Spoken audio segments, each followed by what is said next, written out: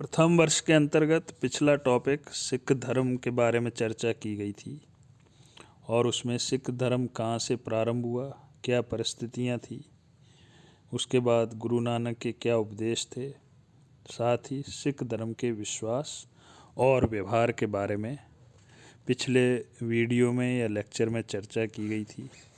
उसी क्रम में आगे का सिख धर्म से ही रिलेटेड टॉपिक है, सिख धर्म का भारतीय समाज पर क्या प्रभाव पड़ा।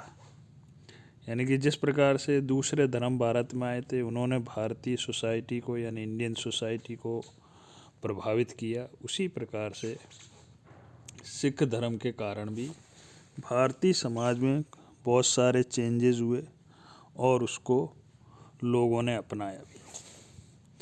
सिख धर्म जैसा बताया गया था कि जब स्टार्ट हुआ था तो 15वीं और 16वीं सदी में भारत में खासकर मुस्लिम राज्य स्थापित हो चुका था और भारतीय जनता या भारतीय समाज के लोग जो हैं अपना धर्म छोड़कर यानी कि हिंदू धर्म छोड़कर अब कुछ लोग अपनी इच्छा से और कुछ लोग ज़बरदस्ती से या उस समय की परिस्थितियों के कारण जो है मुस्लिम धर्म को स्वीकार कर रहे थे।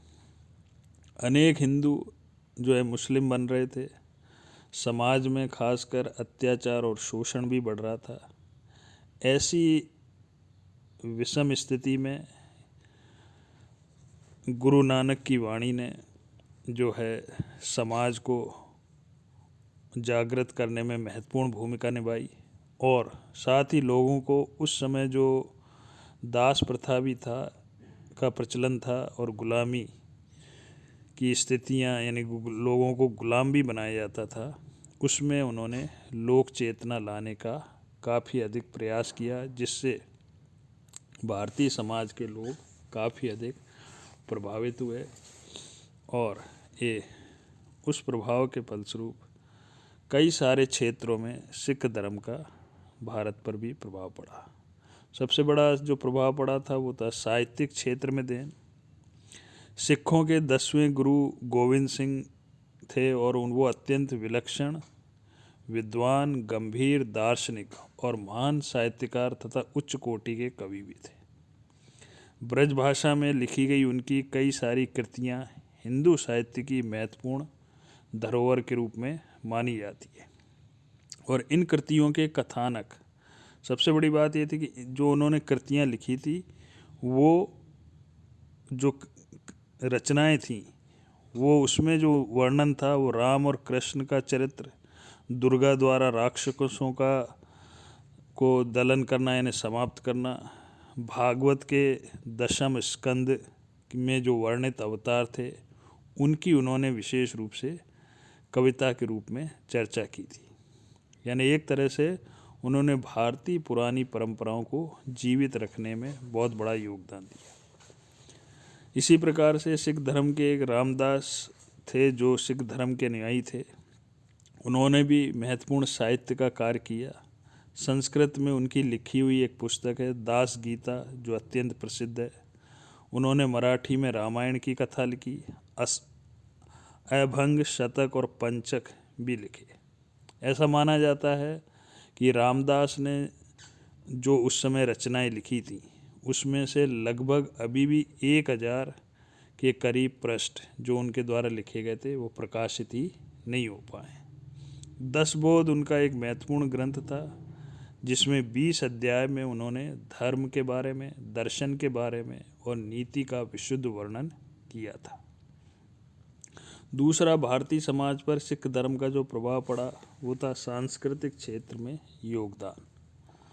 गुरु गोविंद सिंह को प्राचीन धर्म और संस्कृति का एक तरह से अभिनव व्याख्याता भी कहा जा सकता है और उन्होंने समूची सांस्कृतिक पृष्ठभूमि जो भारत की थी यानी कि जिसमें शैव, वैष्णव, शाक्त तत्वों का एकीकरण है, उनको बनाए रखने में उन्होंने बहुत बड़ा अपना योगदान दिया। उन्होंने ही खालसा दल का जो एक नवीन स्वरूप प्रदान किया जो बाद में आगे चल के काफ़ी फला फूला और सिख धर्म ने ही भारतीय संस्कृति की रक्षा में बहुत बड़ी न केवल भूमिका बनाई बल्कि जन चेतना भी लोगों में जागृत की। यहाँ तक कि उस समय भक्ति आंदोलन का भी उनके द्वारा समाजीकरण किया गया। धार्मिक क्षेत्र पर प्रभाव। सिख धर्म का एक और जो प्रभाव था वो धार्मिक क्षेत्र पर था। गुरु नानक, जैसा ही पूर्व में बताया था, कि बाहरी आडंबरों के विरोधी थे। हिंदू और मुसलमान दोनों के लिए उनका ये उपदेश था कि मनुष्य मात्र की भलाई करो, मनुष्य मात्र से प्रेम करो, प्रत्येक प्राणी से भाई समान स्नेह करो। मुसलमानों के लिए उनका उपदेश था कि दया को अपनी मस्जिद बनाया जाए, भलाई और निष्कपटता के द्वारा नमाज की दरी के रूप में उसे मानो और नमाज अदा की जाए, वही तुम्हारी कुरान है। 5 नमाजों के संदर्भ में गुरु नानक का कहना था कि पहली नमाज तो सच्चाई है, दूसरी नमाज के रूप में इंसाफ है, तीसरा अगर आप नमाज पढ़ रहे हो तो वो दया है, चौथी नमाज के रूप में उन्होंने नेक नियति, और 5वां उनका ये कहना था कि भगवान का स्तवन करना ही नमाज है। हिंदुओं के संदर्भ में उनका ये कहना था कि मनुष्य 4 कर्मों द्वारा मुक्ति प्राप्त कर सकता है।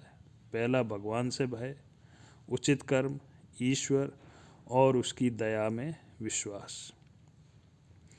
इस प्रकार से कहने का ये मतलब है कि सिख धर्म ने न केवल हिंदू धर्म बल्कि मुस्लिम धर्म को भी बराबर का सम्मान दिया और ये कोशिश की कि दोनों धर्मों के बीच में समन्वय बना रहे। गुरु गोविंद सिंह ने सिख धर्म को अत्याचार और शोषण दूर करने के रूप में एक प्रबल साधन बनाया उस समय, क्योंकि उस समय हिंदू धर्म के लोग जो है काफ़ी मुस्लिम काल में भयग्रस्त थे और ऐसा लग रहा था कि हिंदू धर्म की रक्षा करने के लिए कोई नहीं है।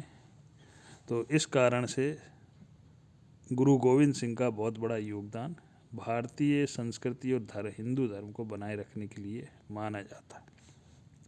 कला के क्षेत्र में योगदान। नेक्स्ट, सिखों ने हिंदू समाज में न केवल अनेक मंदिरों और मठों का निर्माण किया, बल्कि सिखों के जो चौथे गुरु रामदास थे उन्होंने अमृतसर की स्थापना की, जो रामदासपुर भी कहलाता था उस समय, और आज वह सिखों का प्रमुख तीर्थ स्थान है।